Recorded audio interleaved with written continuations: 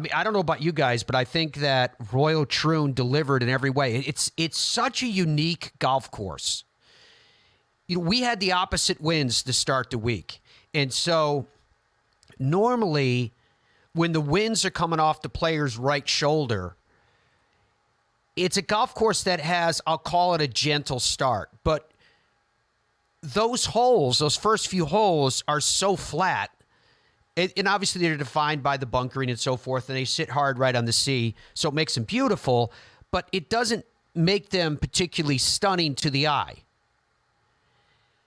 When the wind shifted and they played into the wind, it changed the character of the holes and the start of the tournament completely. So that now, instead of being a gentle start, go low to begin and then hang on, it was hang on right out of the gate. So it made it for a really exciting Open. And the name couldn't be more apropos in terms of what it produced throughout the course of the week, in terms of it was an Open that was wide open. The golf course, as I mentioned, to me really has three distinct chapters. It has that opening chapter, which normally relatively benign, though Mother Nature decided to make it a brute, still was pretty much straightforward, not remarkable in terms of its topography or, I mean, anything that sits hard along the sea is going to look stunning when it's a links golf course. But in comparison relative to the rest of the golf course, it just wasn't as spectacular. Then you get on the 7th tee, and the golf course starts from the standpoint of weaving its way through the middle part of the course, which are these fabulous dunes. In fact, the same ridge that runs behind this 7th green, you could see it on the left side of the graphic. That dune line runs all the way up to the tee box of the postage stamp hole, because what they did was they basically flattened the top of a dune on the right side. You'll see it reveal itself as we are playing this drone footage. They flattened a dune on the right side of the green complex, and that's the tee for the postage stamp. And then you're hitting a shot that the longest that I saw the postage stamp play was, I think, 123 yards for the week. 123 yards. And the players had fits with it. Because of the topography of the hole, the green is plenty long enough, it's just angled on a way that you're hitting into the skinniest part. This, again, the video you're watching, watch as the dune drops right in front of you. That's the dune that you're hitting off. Same, and then the dunescape runs down on the left with a valley, and then it peaks back up again with the dune that's to the left side of this hole. This is their signature hole, and it was incredibly dramatic. Argument could be made that this hole had more of an impact on the conclusion of the Open than any other. I would throw into the mix the 11th and the 12th as well in terms of the part that they played when it was all said and done. But when it was all said and done, we had Xander Schauffele finishing a 9 under par, 2 shots clear of 2 in Justin Rose and Billy Horschel. On that final day, I was assigned to Horschel and Lawrence. And it was great following them. It was great, particularly seeing the way that Billy finished with 3 consecutive birdies. But it was what Xander Schauffele did that was so remarkable, finishing with that 65. He now has 9 PGA Tour wins to his credit.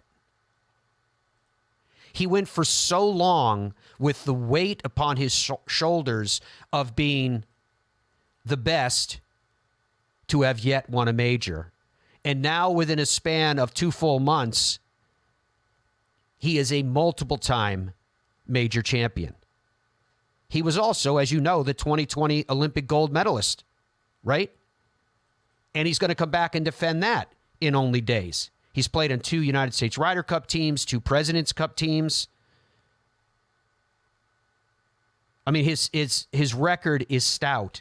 When you consider that of his starts in the PGA Tour, 44 top 5 finishes. That means that 25% of the time of all his starts on tour, he's finished in the top 5. Let that sink in just for a second.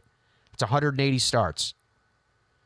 He's now currently ranked number 2 in the official World Golf Rankings. What he did historically is also distinctive. First to win multiple majors in the same year since Brooks Koepka did it in 2018. First to win the PGA and the Open in the same year since Rory McIlroy did it in 2014.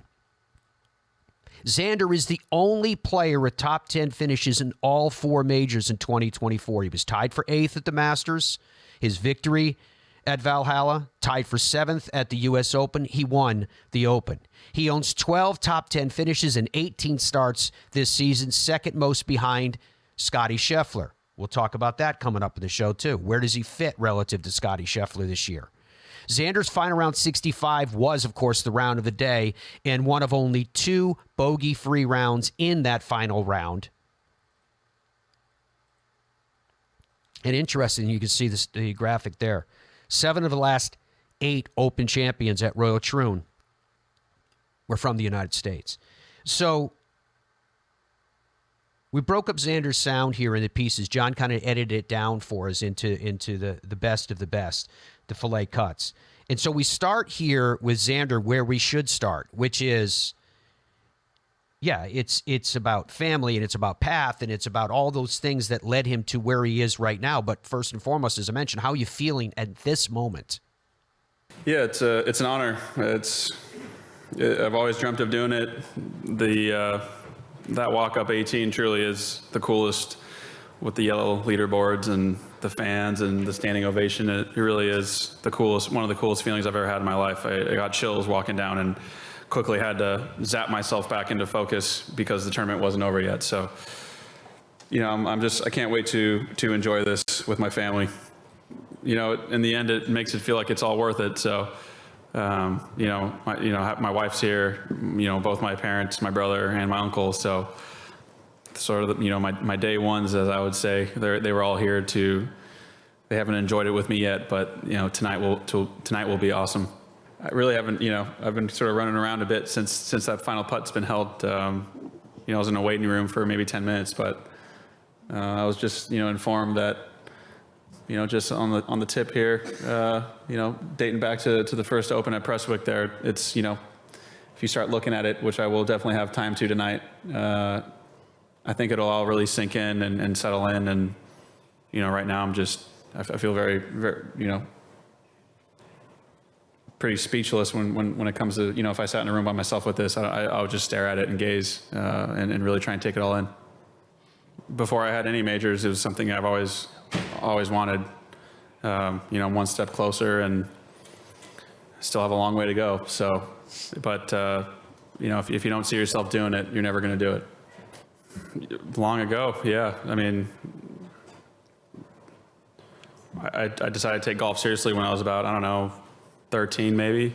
And, I sat down with my dad when I was maybe 15 and 16, and we started to really hash out some goals and dreams of what I'd like to do. I mean, I was on the couch with my dad a lot watching, other guys win majors and win big tournaments. And my dad and I, we've definitely talked about this. We've watched that walk up 18 pretty much every year until I've played in the Open. And it's definitely something that, we've both dreamt of. Pretty obvious. I mean, Austin's, he's one of my best friends, but it's a team thing. It's, I'm the one hitting the shots, but at the end of the day, it's a team thing. It's a team environment that I like to have for my team, I guess. And it just, I was marching and I was sitting there and I was just trying to focus. And then I sort of looked up and I saw the yellow leaderboards, and, in my head, I was like, you're about to have your moment here. And, no one better to share it than Austin, because, he deserves it as well. Yeah, that was an incredible win for Bob. And I don't know if I'm going to have as much of it as an embrace, not being Scottish, but it's going to be, it'll be low key for most. But for me, I don't really drink a whole lot ever, and I don't really get to celebrate too many things ever. This game is cruel at times. So I have my whole family, most of my team here, and I'm just curious to see what my dad's going to pick as a first drink to drink out of this. I'm sure my dad's. He's not in here. He might be. He's there. He is. Yeah. He's going to have to figure out what he wants to put in there because he's taking the first gulp out of it.